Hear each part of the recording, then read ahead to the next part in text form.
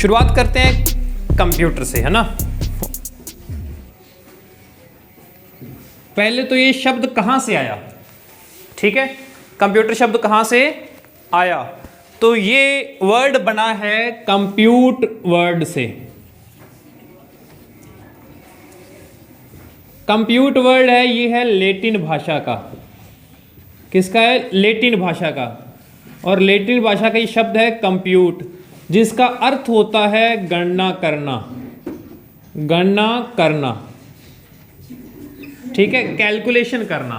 तो कैलकुलेशन करवाने के लिए हम ये कहें कि ज़रूरी था कि कैलकुलेशन करवाने के लिए ही इसको पहले शुरुआत की गई थी कि हमें कोई ऐसी मशीन चाहिए जो हमारी कैलकुलेशन को क्या कर दे, आसान कर दे, ठीक है। समस्या यही रही थी, आज भी वही समस्या है ज़्यादातर तो अपने को, लेकिन अपने पास बस कैलकुलेटर वगैरह आ गए, लेकिन पेपर में हम वो यूज़ नहीं कर पाते। तो किससे बना है? लैटिन भाषा के कंप्यूट शब्द से, ठीक है, बना है कंप्यूटर, इसका अर्थ है गणना करना, और फिर कंप्यूटर बन गया, वो क्या हो गया? कंप्यूटर गणना करने वाला, ठीक है, जो कैलकुलेशन कर पाए, ठीक है। अच्छा, अब ये करता क्या है? तो कंप्यूटर जो है इसका जो प्रोसेस क्या होता है, कल हमने हार्डवेयर में एक पढ़ा था इनपुट, और एक बीच में अपने प्रोसेसिंग यूनिट पढ़े थे, तो ये प्रोसेस भी होता है, और एक हमने पढ़ा आउटपुट भी था। ये तीन चरण हैं किसी भी कंप्यूटर को काम करने के, इस तरीके से, ठीक है, कि कंप्यूटर काम जब करेगा तो उसको पहले करना पड़ेगा इनपुट, ठीक है, और जो हमने इनपुट किया उसके ऊपर वो करेगा प्रोसेस, और प्रोसेस करने के बाद जो बन जाएगा वो हमें दे देगा वो आउटपुट। प्रोसेस मैंने प्रक्रिया करना, ठीक है। एग्जाम्पल बताता हूं, जैसे अगर हम कोई सब्जी बनाते हैं तो हम पहले सब्जी काट कूट ली जो भी करके, और उसमें कुकर में डाल दिया। अब कुकर जो करेगा ना वो प्रोसेस करेगा, ठीक है। अपने तो जो करना था पहले इनपुट कर दिया, अपने क्या मिर्च मसाले डालने हैं वो सारे हमने इनपुट कर दिए।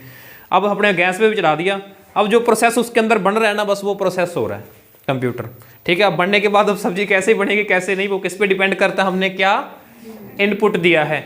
वही कंप्यूटर का है कि कंप्यूटर के अंदर जो हमने इनपुट दे दिया उसके ऊपर वो प्रोसेस करता है, प्रक्रिया करता है, जिस काम के लिए हम कंप्यूटर को यूज़ कर रहे हैं। एग्जाम्पल ये ले लो कि अगर हम कोई एप्लीकेशन लिख रहे हैं तो एप्लीकेशन के अंदर हमने क्या लिखना है वो तो हमारे मन में था, वो हम कागज़ पे पेन से भी लिख सकते थे, लेकिन हमें लगा कि पेन से लिखेंगे ना उतना अच्छा से लिखा नहीं जाएगा, राइटिंग मेरी सही नहीं है खास करके, है ना।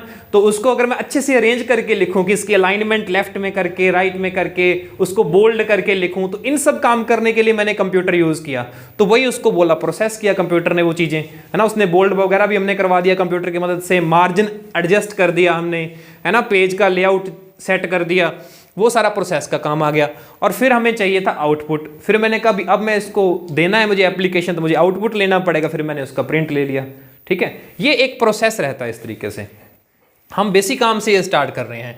अब समस्या ये आती है कि ये इनपुट है, तो ऐसी क्या चीजें हैं जो इनपुट की जा सकती हैं, या इनपुट क्या किया जाता है कंप्यूटर के अंदर, ठीक है। तो क्वेश्चन यहां से भी बनता है, इनपुट क्या करते हैं हम? एक वर्ड आता है डेटा। क्या इनपुट करते हैं? डेटा।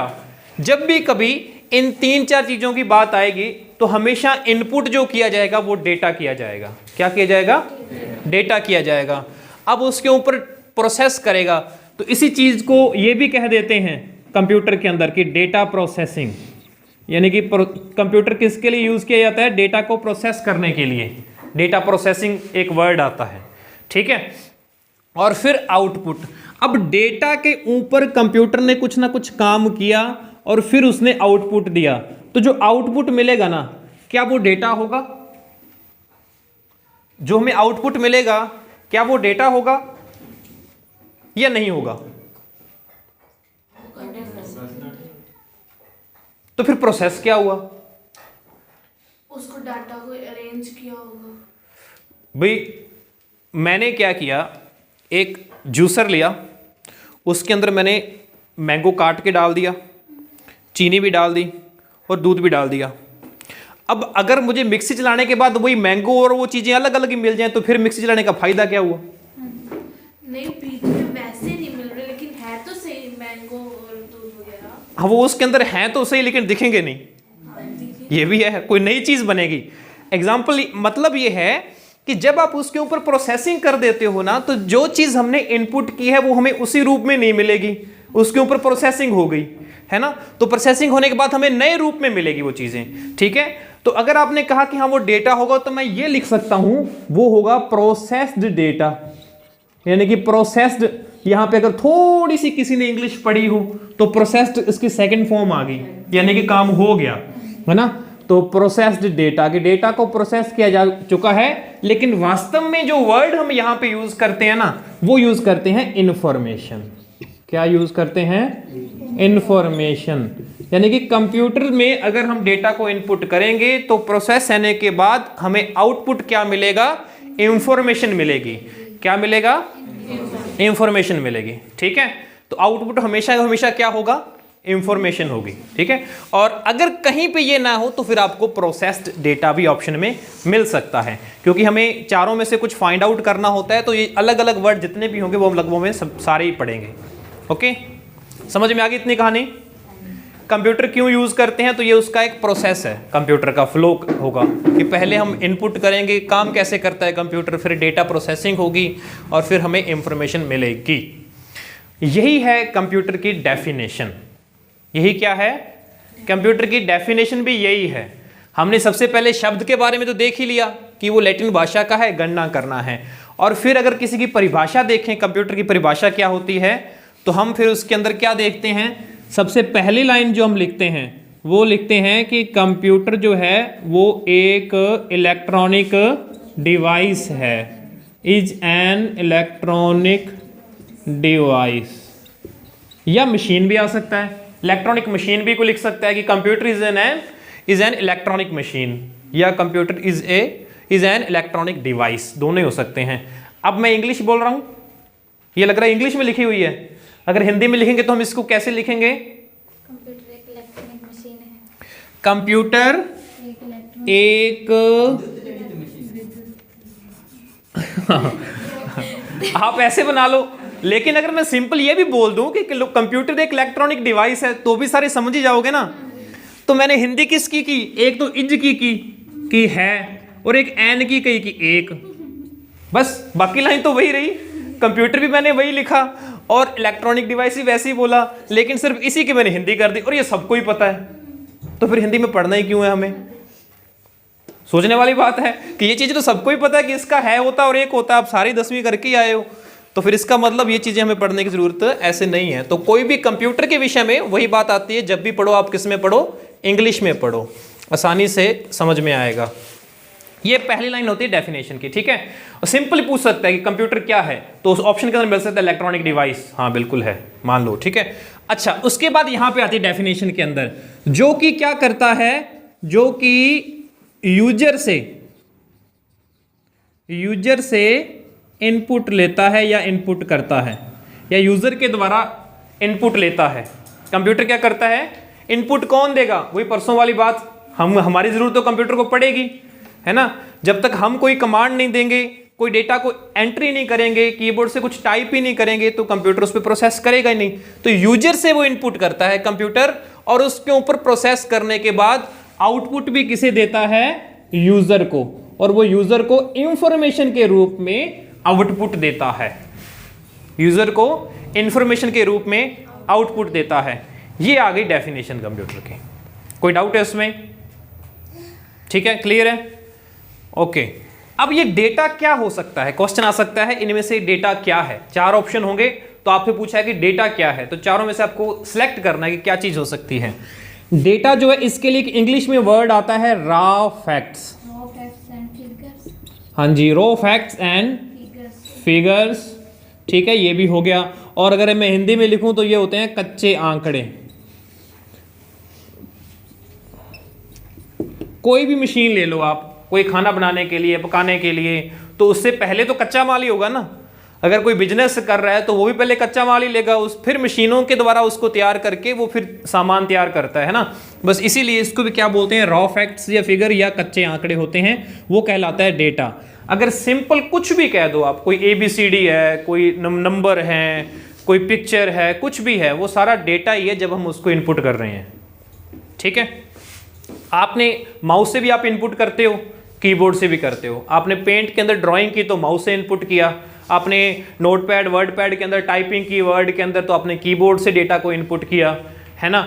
और उसके अलावा भी जैसे फॉर्म भरते हैं हम तो आपका सिग्नेचर चाहिए होते हैं, आपकी फ़ोटो चाहिए होती है तो हम स्कैन करते हैं स्कैनर से, है ना, तो फिर ही कंप्यूटर के अंदर डालते हैं तो वो स्कैनर भी, उससे भी हमने डेटा को इनपुट किया। तो ये सारे क्या रहेंगे, ये इनपुट डेटा ही कहलाएगा, चाहे वो रॉ फैक्ट्स हैं, कोई अंक हैं, कोई आंकड़े हैं, कोई सिंबल्स हैं, कोई नंबर हैं, कुछ भी है, वो सारे के सारे क्या हैं, डेटा हैं। लेकिन जब वो बन जाता है प्रोसेस तो फिर वो इंफॉर्मेशन बन जाती है कि उससे हमें कोई सूचना का निर्माण होता है। ये एक्चुअल में इंफॉर्मेशन थ्योरी है, हमें इसमें डीप नहीं जाना, बेसिक कंप्यूटर का टॉपिक पढ़ रहे हैं। अगर यही टॉपिक होता कंप्यूटर साइंस का तो कंप्यूटर साइंस एक अलग चीज हो जाती है। जब टॉपिक होता है कंप्यूटर साइंस का तब अपने बहुत ही गहराई के अंदर जाना पड़ता है।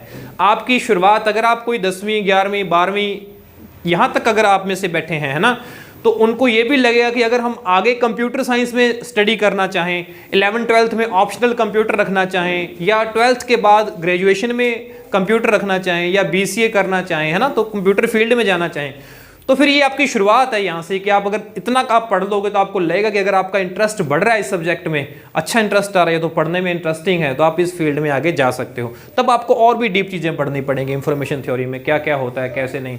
इसको ना ऐसे एग्जाम्पल लेते हैं, जैसे किसी ने लिखा कि खाता, एक वर्ड आ गया खाता, ठीक है, एक आ गया राहुल वर्ड आ गया, एक आ गया आम, एक आ गया है, ये अलग अलग वर्ड हैं, अलग अलग वर्ड हैं, तो ये तो हो गए डेटा।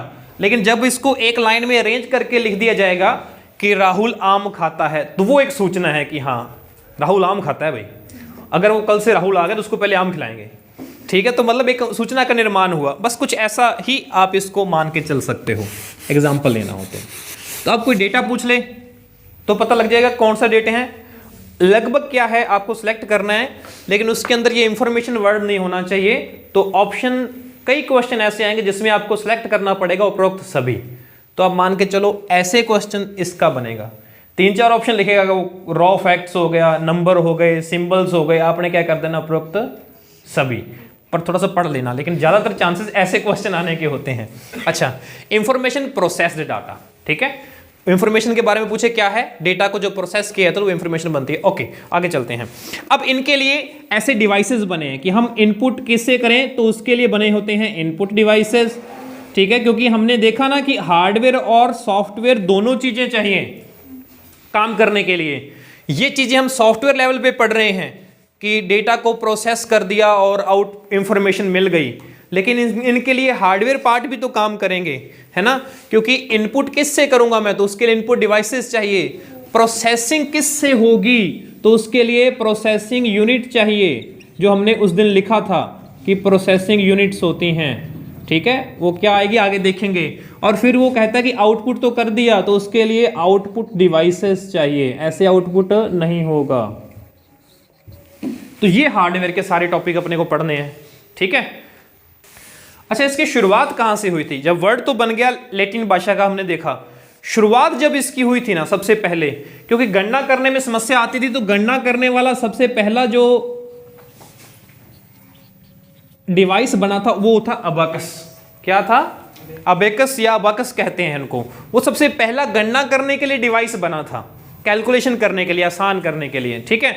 और वो कैसा डिवाइस था, वो ऐसे एक स्लेट टाइप होता था जिसके अंदर ऐसे वायर्स होते थे, उसके अंदर मोती, बीट्स जिसे बोलते हैं। हाँ, अपने पास भी आती थी ऐसी स्लेट के एक तरफ क्या होते थे, ऐसे मोती पिरोए होते थे, और हमें लगता था ये खेलने काम आते हैं ना, तो ये किसके लिए आते थे, ये अबक्स का सिस्टम था। इस मोतियों को एक इधर कर दो, दो इधर कर दो, उनको काउंट करो, ठीक है, उसमें से 2 मोती इधर निकाल दिए तो 2 माइनस हो गए। तो ये चीजें सिखाने के काम में आती थी। तो ये अबेकस किस लिए यूज होता था, कैलकुलेशन से। क्वेश्चन आ सकता है, RSCET में नहीं आएगा, कंपटीशन एग्जाम में आ सकता है कि अबेकस की शुरुआत कहां से हुई, ऐसी कौन सी कंट्री थी, तो चाइना में, ठीक है। तो चाइना से अबेकस बनाया गया था, तो चाइना वर्ड आएगा जब अबेकस की बात आती है, तो लगभग कितने कई हजार साल पहले की बात है ये, ठीक है।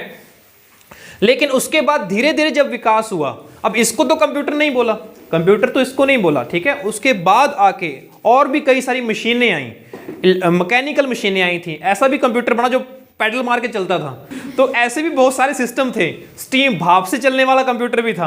यानी कि जो मशीनें बनाई गई थी शुरुआत में, उसके बहुत बाद में जाके इसका नाम कंप्यूटर पड़ा था। ठीक है, और इसमें किन किन का सबसे बड़ा योगदान था, उन मेन बंदों के हमने नाम पढ़ते हैं। एक आता है ब्लेज पास्कल, ठीक है, एक आता है चार्ल्स बेबेज,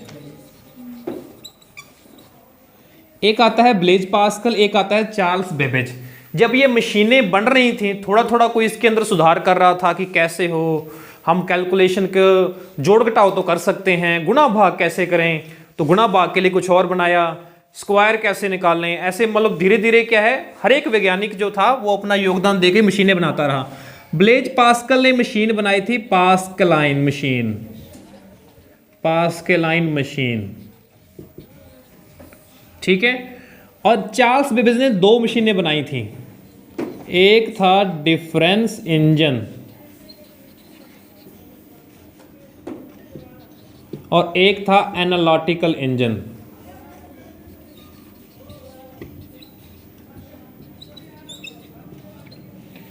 डिफरेंस इंजन और एनालिटिकल इंजन 2 मशीन थे।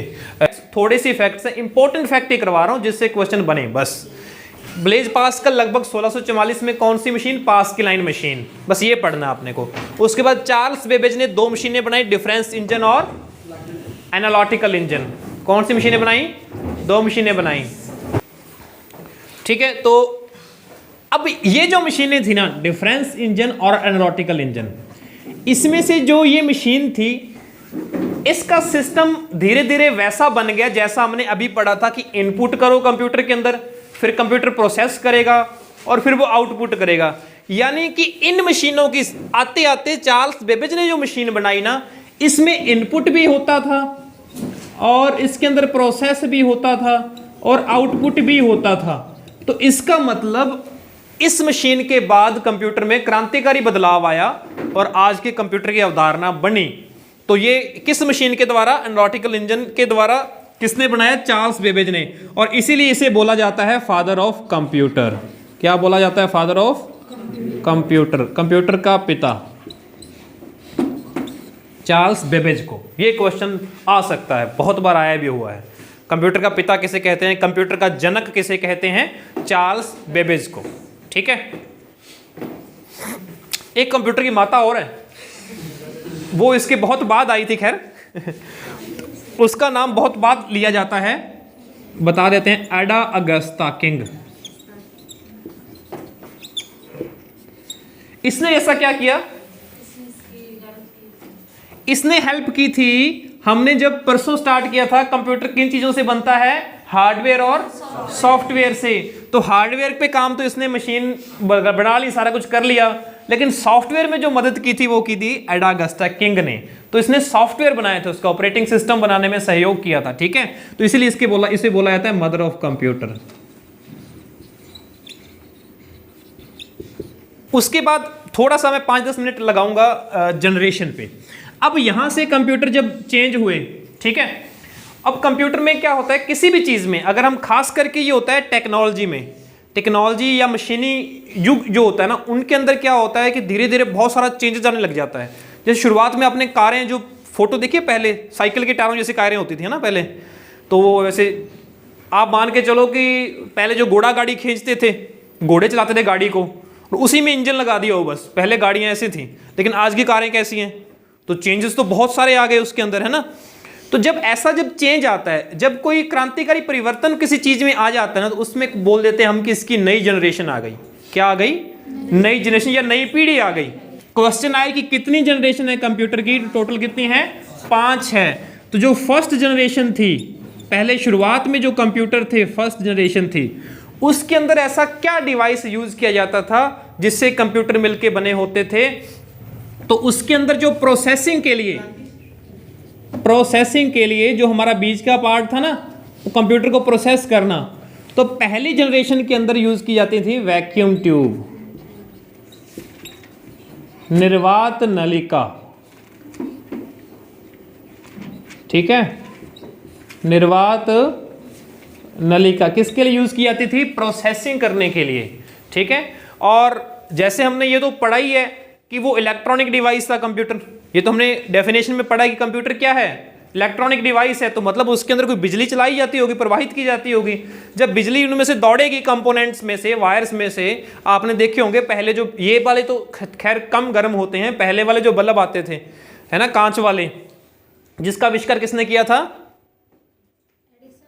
हाँ, थॉमस एल्वा एडिसन ने। 1000 बार वो फेल हुआ था ना, उसके बाद उसने सीखा कि बल्ब ऐसे बनता है।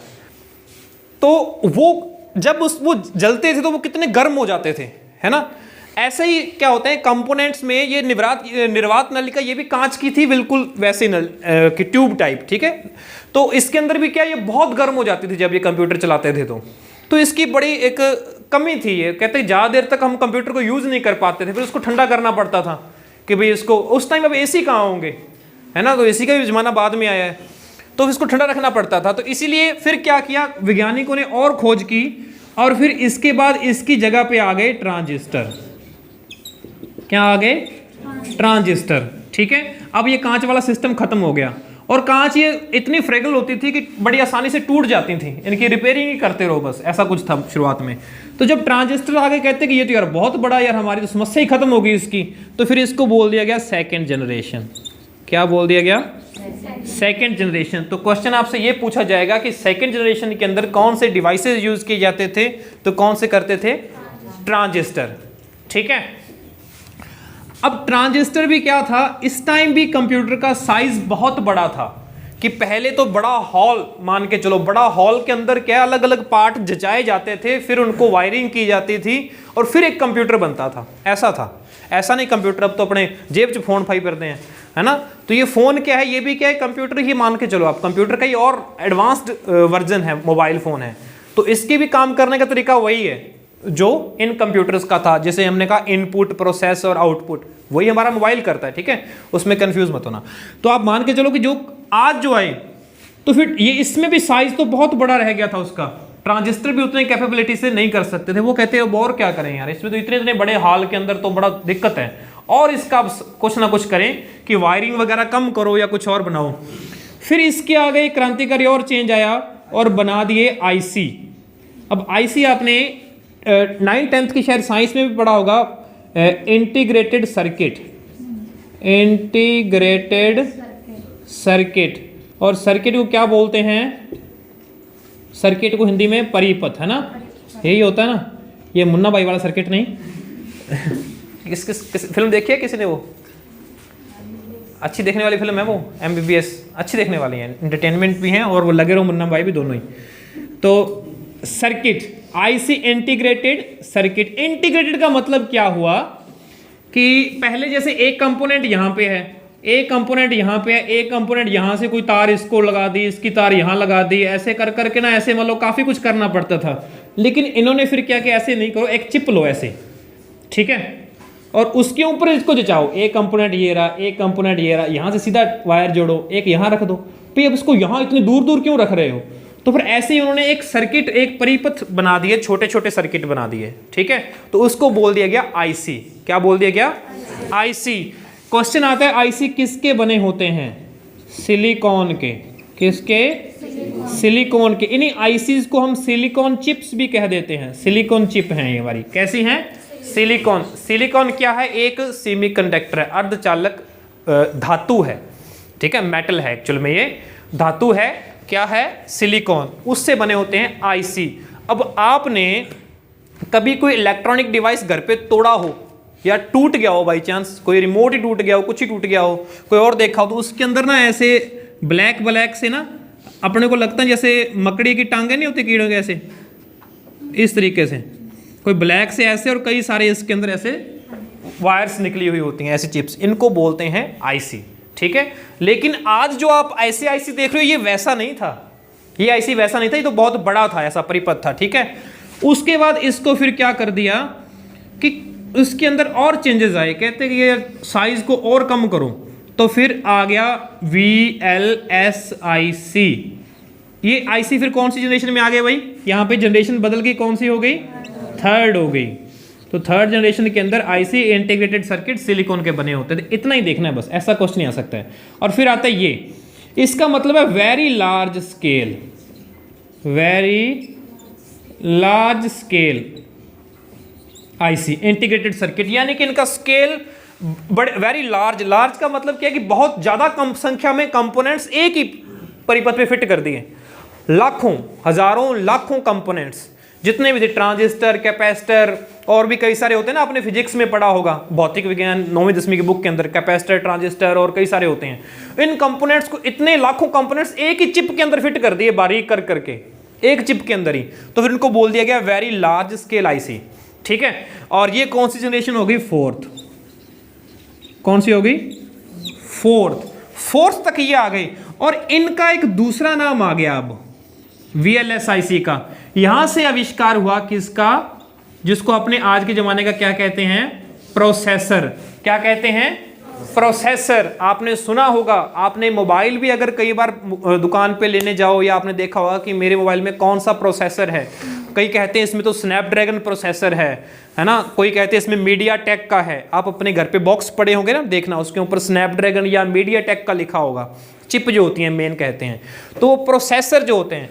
अगर अपने कंप्यूटर की बात करें तो कंप्यूटर में भी एक बहुत ही इंपॉर्टेंट पार्ट होता है। जब आप लैपटॉप लेने जाओ या कंप्यूटर लेने जाओ ना, तो सबसे पहले वो वही पूछता है कि हाँ जी प्रोसेसर कौन सा चाहिए।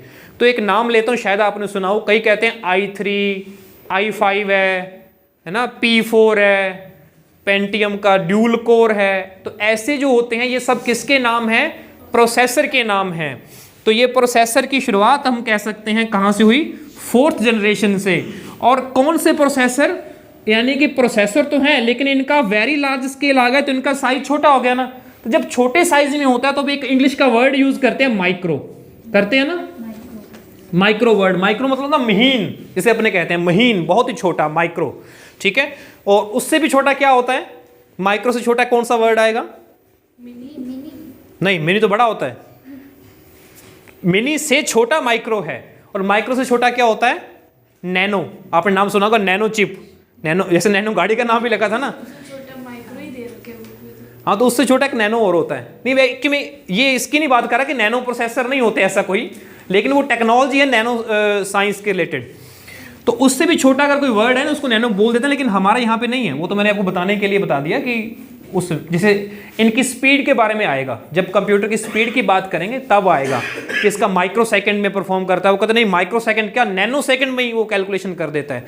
10⁻⁹ जो होती है, एक सेकंड का कितना हिस्सा, उसको एक सेकंड को एक के आगे 9 जीरो लगाओ आप, 1 2 3 4 5 6 7 8 9, इसमें से भाग दो, कितना हिस्सा बन गया सेकंड का, उतने हिस्से में कैलकुलेशन कर देता है कंप्यूटर। तो अपने तो सेकंड को ही बहुत छोटा मानते हैं ना, वैसे छोटा तो नहीं मानते, सेकंड तो हम कई बार बहुत बड़ा ले जाते हैं। जब कोई बुलाता कि इधर आना, बस 2 सेकंड में आ गई है ना। सेकंड का तो समझ नहीं रखा कुछ किसी ने, है ना, बस 2 सेकंड जी पहुंच गए, 2 सेकंड रुको बस, 2 सेकंड तक गल कर दी होगी, चलो होगा।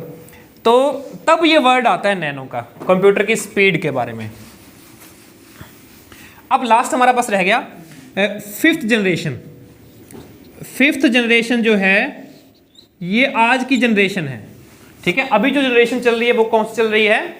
5th जनरेशन चल रही है। इसके अंदर 2 चीजें हुई, एक तो इसका आकार और छोटा हो गया कि कंप्यूटर से मोबाइल आ गए। भी कहाँ तो कंप्यूटर एक टेबल के ऊपर हमें जचाना पड़ता था पहले, जब आज से 5 साल 10 साल पहले जो कंप्यूटर लेके आना पड़ता ना, उसके लिए टेबल, ये मेरा वही सबसे पुराना टेबल है, तो उसके लिए हमें अलग से टेबल तैयार करवाना पड़ता था कि यहाँ पे मैं मॉनिटर रखूंगा, यहाँ पे CPU, यहाँ पे कीबोर्ड, माउस और काफ़ी कुछ करना पड़ेगा, UPS भी आएगा सारा, है ना। तो लेकिन आजकल तो फोन जेब में ही आ गया, तो यानी कि और आकार इसका छोटा हुआ, तो वेरी लार्ज स्केल से अल्ट्रा लार्ज स्केल हो गया। क्या हो गया? Ultra large scale. तो ये बन गया ULSIC, अल्ट्रा लार्ज स्केल, मतलब और लाखों, मिलियंस ऑफ कंपोनेंट्स एक ही चिप के अंदर आ गए, ठीक है। कहने को झूठ लगता है पर है ऐसा तो एक दूसरी चीज इसके अंदर क्या आई, वो आ गया AI। क्या आई?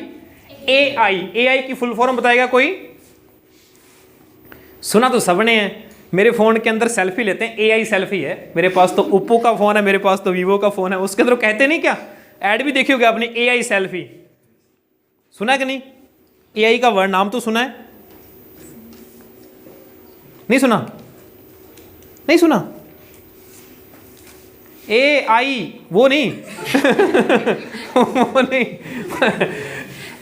आर्टिफिशियल इंटेलिजेंसी, आर्टिफिशियल इंटेलिजेंसी, ठीक है, कृत्रिम बुद्धिमत्ता जैसे आप कह सकते हैं। आर्टिफिशियल, जैसे ज्वेलरी पहले होती थी जो चांदी और सोने वगैरह की पहनते थे, लेकिन आजकल आर्टिफिशियल पहनने लग गए, यानी कि उसकी जैसी, ठीक है। तो इंटेलिजेंस मैंने बुद्धि है, दिमाग, सोच, जो अपने सोचते हैं, दिमाग है ना, लगाते हैं, तो वो कंप्यूटर के अंदर बंदे का दिमाग तो फिट नहीं कर सकते। तो इलेक्ट्रॉनिक चीज़ें क्या है, इन्होंने आर्टिफिशियल इसलिए इसको बोल दिया कि जब कंप्यूटर हमारी तरह सोचने लग जाए, हमसे बात करने लग जाए, हमारे बिना बताए वो अपने आप समझ जाए कि अब क्या करना है, आगे क्या नहीं करना है, तो ये चीज़ क्या है, धीरे धीरे मशीनों के अंदर डेवलप की जा रही है। आजकल जो साइंस है वो किस पे खोज कर रहे हैं, वो इसी पे काम कर रहे हैं, है ना। अपने आप फोटो के अंदर आपने देखा AI सेल्फी, उसका मतलब क्या है कि वो पहले से माहौल देख ले कि आप अगर आप फोटो खींच रहे हो, पीछे आप कोई पेड़ वगैरह हैं, तो वो उसको अपने आप पेड़ को ग्रीन ज़्यादा कर देगी। आपके फेस अगर देख लिया कि ये कोई लड़की का फेस है, तो उसके अपने आप ही ऐसा लगेगा जैसे मेकअप किया होता है। AI का मतलब ये है कि आर्टिफिशियल इंटेलिजेंस भी कंप्यूटर अपने आप समझ जाए, ठीक है, कि वो कुछ चीज़ें अपने आप ही करने लग जाए, हर बार हमारे कमांड्स की वो क्या करे, वेट ना करे, तो उसको बोलते हैं AI, आर्टिफिशियल इंटेलिजेंस। रोबोटिक्स भी इसका पार्ट होता है, आपने रोबोट सुने होंगे, सुने ना रोबोट। जापान में आर्टिफिशियल इंटेलिजेंस के लिए जापान में रोबोटिक स्टार्ट किए ना। हाँ, काफ़ी चल रहा है प्रोजेक्ट। अभी एक और भी सिंपल सा, अगर मैं इसका एग्जांपल लूँ, आपने टीवी में अगर कोई देखते होंगे, उसमें ऐड देखे होंगे, अलेक्सा, शायद ऐसा कोई नाम सुना होगा, अलेक्सा, है ना। आप उसको बोल दो, बस वो आपकी बात सुन के ही, समझ के ही आपका काम करती रहती है। अलेक्सा गाने चला दो, गाने चल जाते हैं। अलेक्सा आवाज़ कम कर दो, कम कर देती है वो। ज़्यादा कर दो, ज़्यादा कर देती है। मतलब आप बैठे बैठे ही आप उसको ऑर्डर देते रहो, वो आपका काम करती रहेगी, समझते रहेगी। तो उसके अंदर क्या है, इंटेलिजेंस जो है वो धीरे धीरे मशीनों के अंदर विकसित किया जाता है।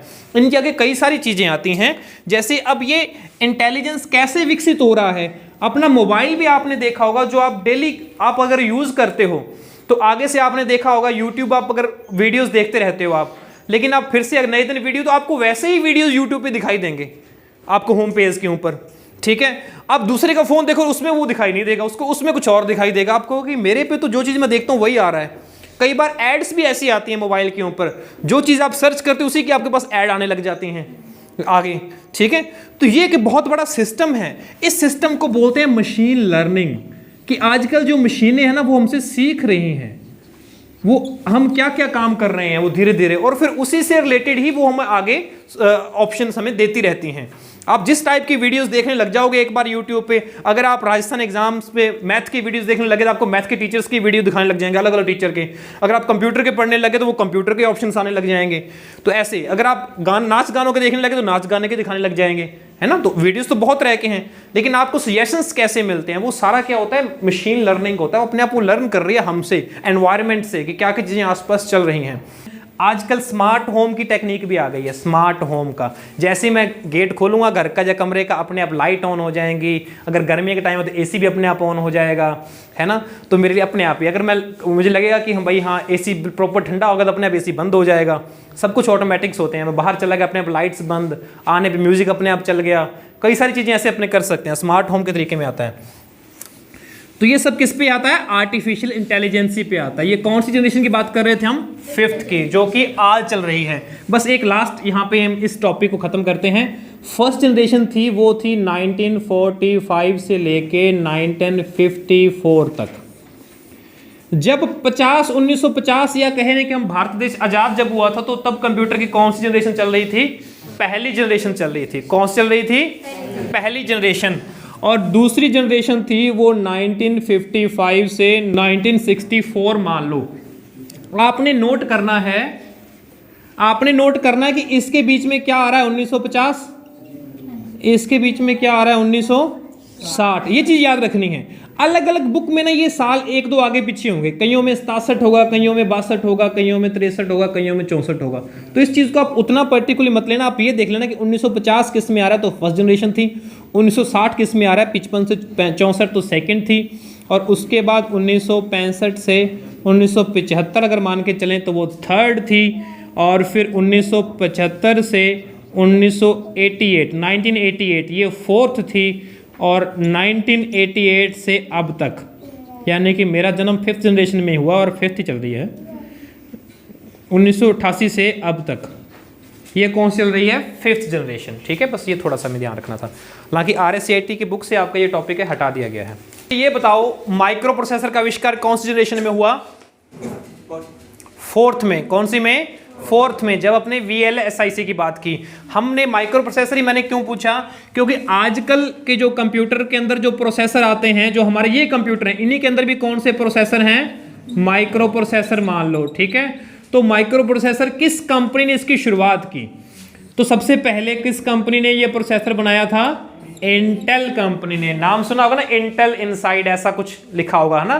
तो इंटेल कंपनी ने सबसे पहला माइक्रो प्रोसेसर बनाया था। कब बनाया था? 1970 के अंदर, 1971 या 1970 के आसपास। ठीक है, कौन सा बनाया था? इंटेल 4004, इसका मॉडल का नाम था 4004। पहला माइक्रो प्रोसेसर बनाया गया था 4th जनरेशन के अंदर। ठीक है, किस कंपनी ने बनाया? इंटेल कंपनी ने। ध्यान रखना, परसों हमने किस कंपनी के बारे में पढ़ा था? माइक्रोसॉफ्ट के बारे में पढ़ा था। माइक्रोसॉफ्ट क्या बनाती थी या क्या बनाती है? वो सॉफ्टवेयर बनाती है। लेकिन ये जो प्रोसेसर की बात करें, ये किसका पार्ट है? ये तो एक चिप है। हमने कहा कि जब कोई ऐसा हम इसको पकड़ सकते हो, उसका आकार साइज हो, तो वो तो हार्डवेयर होता है। तो मतलब हार्डवेयर चिप जो है, प्रोसेसर किसने बनाया था? इंटेल ने बनाया था। ठीक है, आजकल इस कंपनी के कौन कौन से आ रहे हैं? i3, i5, i7, i9। ठीक है, इनका कोर तो होता ही है, core i3, core i5, core i7, core i9, ये इंटेल के आ रहे हैं। और इसके अलावा अब आज क्या है, दुनिया में कोई भी कंपनी किसी काम में अकेली नहीं है, है ना। हाँ, ये जरूर है कि अमिताभ बच्चन ही है, लेकिन एक्टर तो और भी बहुत हैं, है ना। एक्टर तो और भी बहुत हैं। उसी तरीके से इंटेल कंपनी है, सबसे इसका पूरा इसका यानी कि रुतबा है कंपनी के अंदर, इंटेल तो इंटेल ही है। लेकिन इसके अलावा और भी प्रोसेसर आते हैं। एक इसकी टक्कर में कंपनी आ रही है AMD। क्या आ रही है? AMD की full form advance micro devices. AMD company एक और इसकी टक्कर की आ रही है। उसके एथेलॉन सीरीज आ रही है एक, तो एक आ रही है राइजन सीरीज आजकल, राइजन। तो राइजन एक हिसाब से इंटेल की कॉपी करना चाह रहा है वो, इसलिए उसका प्रोसेसर का है R3, R5, R7, R9। इस तरीके से उनके भी प्रोसेसर आते हैं। एथेलॉन के नाम से भी आते थे, राइजन के नाम से भी आते थे। जैसे इसके पहले आते थे इंटेल के पेंटियम के नाम से, Pentium dual core, Pentium quad core, P4, P3 ऐसे थे। तो ये दो कंपनियों के बारे में थोड़ा सा आपको पता होना चाहिए कि आपने कंप्यूटर सीख भी लिया है, आपने चलाना भी यूज़ करते हो, लेकिन आपको इसके बारे में पता ही नहीं कि उसके अंदर एक प्रोसेसर होता है, और प्रोसेसर इंटेल कंपनी बनाती है। कैरेक्टरिस्टिक्स यानी कि विशेषताएं कंप्यूटर की। सबसे आसान टॉपिक है, इसके बारे में भी क्वेश्चन लगभग आता है। RSCIT में तो क्वेश्चन आएगा ही, श्योर है। ठीक है, बाकी पेपर के अंदर भी आ सकता है कि कैरेक्टरिस्टिक्स कंप्यूटर की विशेषताएं क्या हैं। आइए मुझे आप बताओगे, क्यों हम कंप्यूटर को यूज़ करते हैं? आजकल हर किसी फील्ड के अंदर, हर किसी ऑफिस के अंदर कंप्यूटर यूज़ होने लग गया है। तो ऐसी क्या विशेषताएं हैं इसके अंदर? समय की बचत या उसकी, तो हम इसको हम इस तरीके से लें कि एग्जाम्पल लेते हैं। मान लो कि पहले मैं साइकिल से जाता था, तो अब मैं बाइक से जाता हूँ, तो मेरी समय की बचत हुई। लेकिन क्यों, कैसे हुई? कि बाइक की स्पीड ज़्यादा है, इसीलिए हुई, है ना। तो इसको अपने कैटेगरी क्या बनाएंगे? इसको स्पीड बनाएंगे। उसकी विशेषता क्या है? स्पीड, है ना, कि उसकी स्पीड बहुत तेज होती है कंप्यूटर की कैलकुलेशन करने की। तो कंप्यूटर की कैलकुलेशन करने की जो स्पीड होती है वो नापी जाती है MIPS में। किस में नापी जाती है? MIPS, यानी मिलियंस मिलियंस ऑफ इंस्ट्रक्शन पर सेकेंड, मिलियंस ऑफ इंस्ट्रक्शन पर सेकेंड। मिलियंस कितने हो गए? 10 लाख होते हैं क्या? तो इतने इंस्ट्रक्शन एक सेकंड के अंदर ही वो घुमा देता है, कर देता है वो, ठीक है। उसमें स्पीड नापी जाती है कंप्यूटर की। क्वेश्चन आ सकता है, कंप्यूटर की स्पीड जो है वो नापी जाती है किसमें? MIPS में, मिलियंस ऑफ इंस्ट्रक्शंस पर सेकंड में, ठीक है। इसीलिए तो इसको बोला जाता है नैनो सेकंड, या 10 की पावर -9 होता है इसका, 10 की पावर -9 में, सेकंड्स में। तो उसके अलावा भाई स्पीड तो हो गया, बहुत तेज गति से काम कर सकता है जी।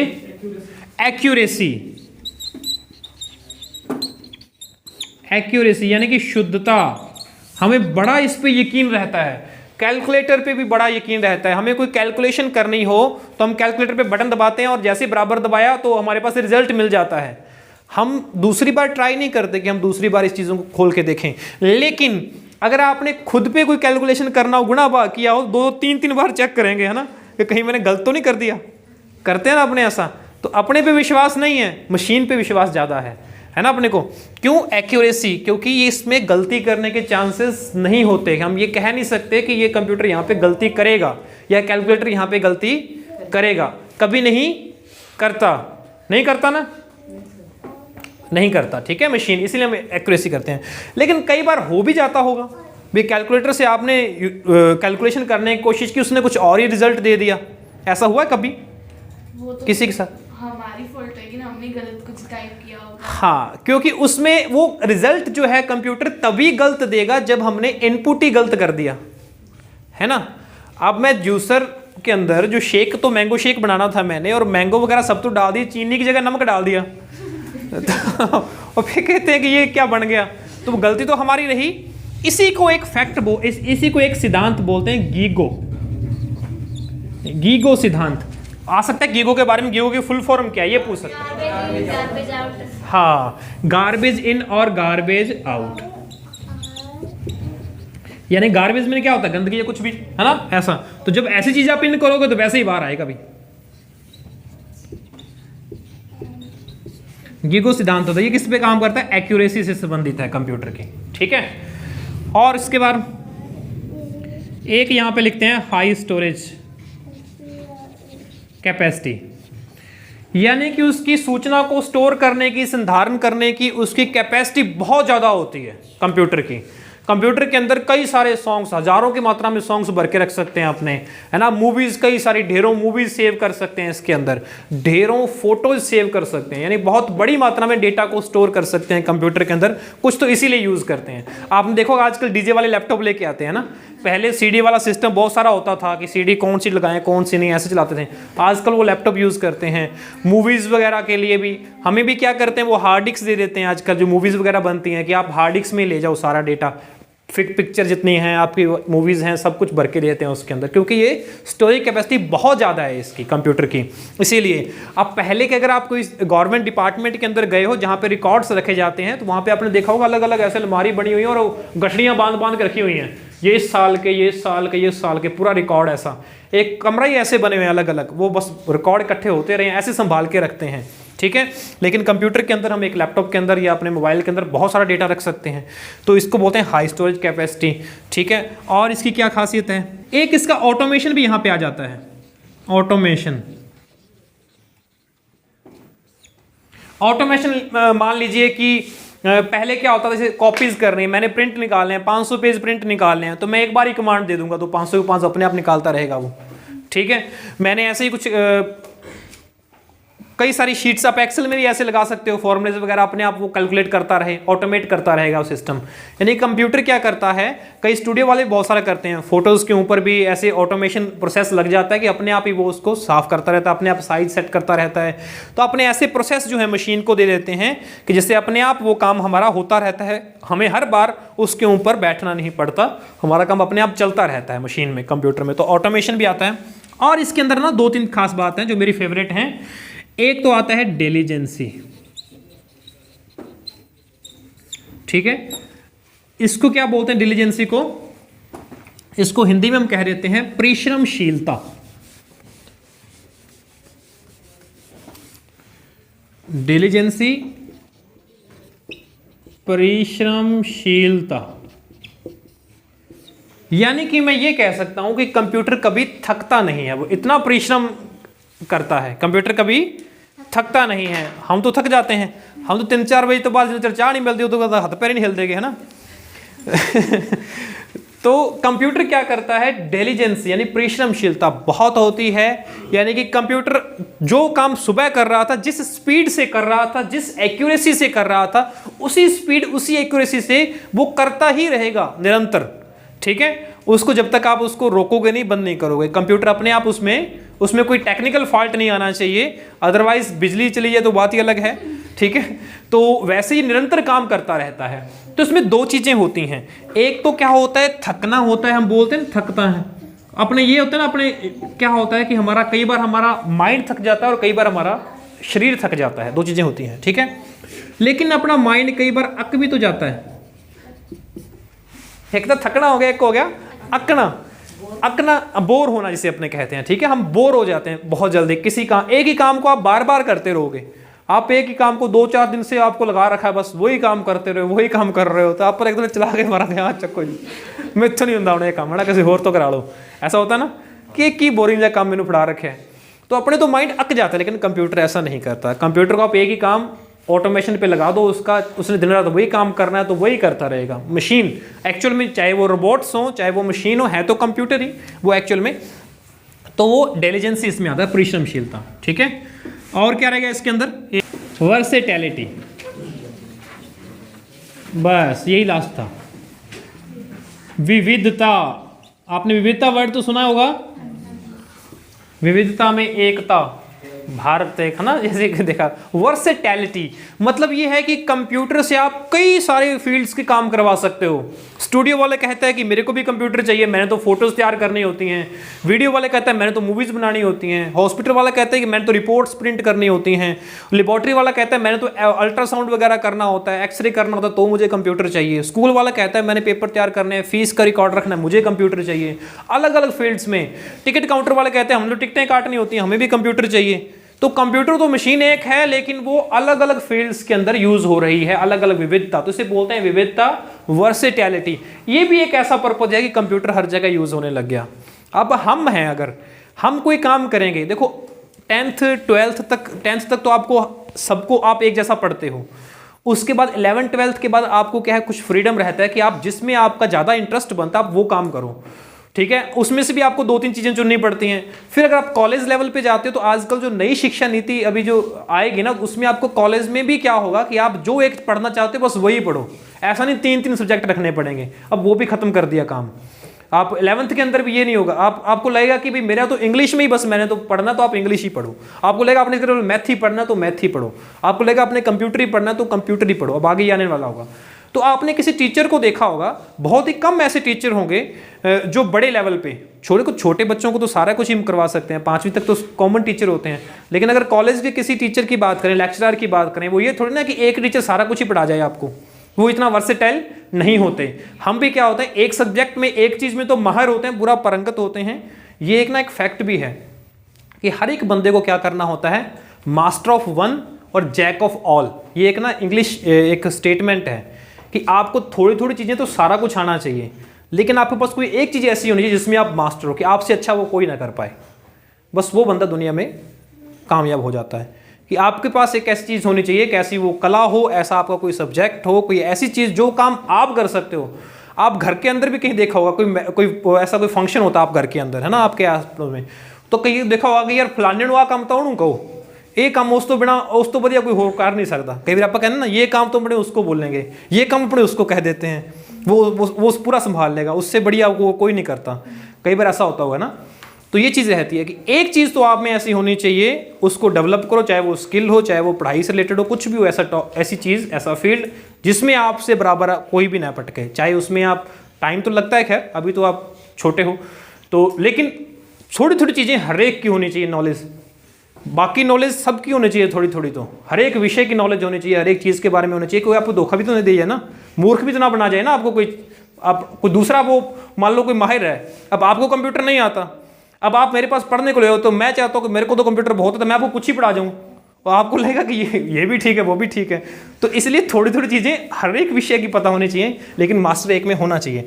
तो लेकिन कंप्यूटर क्या है? कंप्यूटर ऐसी चीज़ नहीं, वो तो वर्सेटाइल है, उसमें से कुछ भी करवाते रहो, वो हर तरह के काम कर सकता है, ठीक है। और उतनी ही एफिशिएंसी, उतनी ही एक्यूरेसी से, उतनी ही वो स्पीड से करेगा। ये इसके रहते हैं कैरेक्टरिस्टिक्स, ठीक है। अब इतनी खूबियों के बाद अब आपने ये देखा कि ये सारी खूबियां हमारे में होती हैं क्या? किसी मानव में ये खूबियां होती हैं क्या? इतनी स्पीड से काम करें और एक्यूरेसी भी पूरी हो। हम अगर स्पीड पकड़ेंगे तो एक्यूरेसी में कहीं ना कहीं हमसे गड़बड़ हो जाएगी, है ना। अगर हम एक्यूरेसी रखेंगे तो हमें ध्यान से करना पड़ेगा, तो स्पीड नहीं हम अचीव कर पाएंगे। ऐसा अपने साथ होता ही है, ठीक है। और स्टोरेज तो चलो हम बहुत सारी डेटा, हमारा दिमाग इतना बड़ा है, कुछ भी उसमें आप भरते रहो, कभी वो उसकी लिमिट खत्म नहीं होगी। आप कुछ भी पढ़ते रहो, वो अब स्टोर होता रहेगा। ऑटोमेशन ये इसमें भी हम नहीं कर सकते, ऑटोमेटिक इतना नहीं हो सकता। इंटेलिजेंसी, परिश्रमशीलता में हम नहीं हो सकता, और वर्सेटैलिटी भी नहीं हो सकती, ठीक है। अब मुझे ये सोचो, आप में से भगवान को कौन मानता है? लगभग मानते ही हैं सारे। कोई ऐसा है कि जो कहता है कि रब है ही नहीं? आप में से कोई ऐसा है?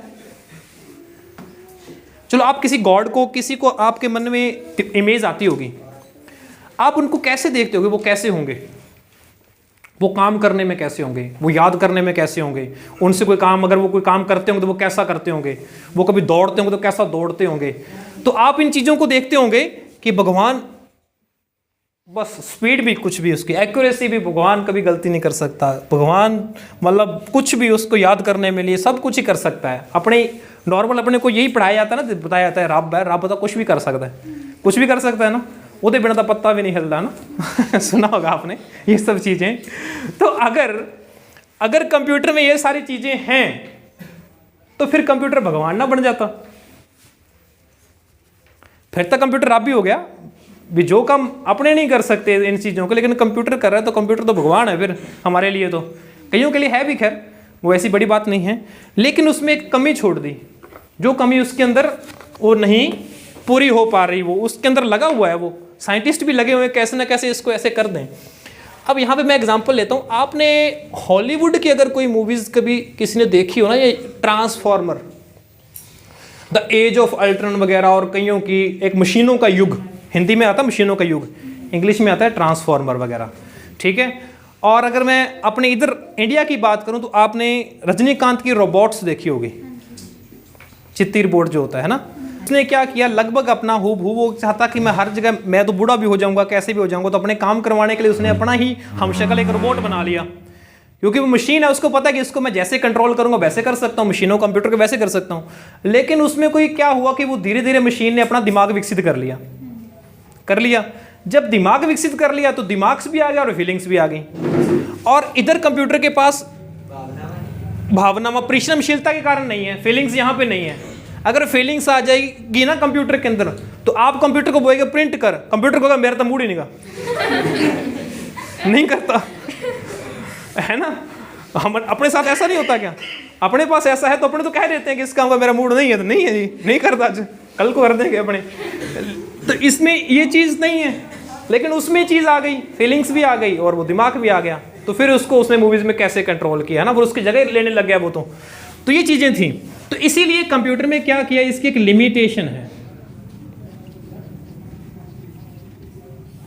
जिसे बोलते हैं सीमा, यानी कि एक दायरा है, वो सीमित है, ठीक है। लिमिटेशंस वो क्या रहती है, नो आईक्यू, एक तो उसका आईक्यू नहीं है, या इसे हम बोल देते हैं डम्ब मशीन, खुद सोच नहीं सकता, कंप्यूटर की सोचने की क्षमता नहीं है। कंप्यूटर की सोचने की क्षमता नहीं है, खुद डिसीजन नहीं ले सकता, खुद निर्णय नहीं ले सकता। निर्णय के लिए आपको क्या देगा, डायलॉग बॉक्स देगा, बताओ जी क्या करूं। अपने कहेंगे इसको कर दो भाई, यस कर दो या नो कर दो या कैंसिल कर दो, कमांड तो हम ही देंगे, ठीक है। वो खुद नहीं सोच सकता, नो आईक्यू, इंटेलिजेंसी क्वेस्ट, यानी कि उसके अंदर सोचने की क्षमता नहीं है, इसलिए इसको बोला जाता है डम्ब मशीन। इसको हिंदी में बोलते हैं मूक मशीन, ठीक है। बस इसी वजह से वो अपने कह सकते हैं कि भगवान बनने से पीछे है वो, ठीक है। नहीं तो अपने लिए तो कईयों के लिए वो रब भी है कंप्यूटर। ये चीज़ें हैं।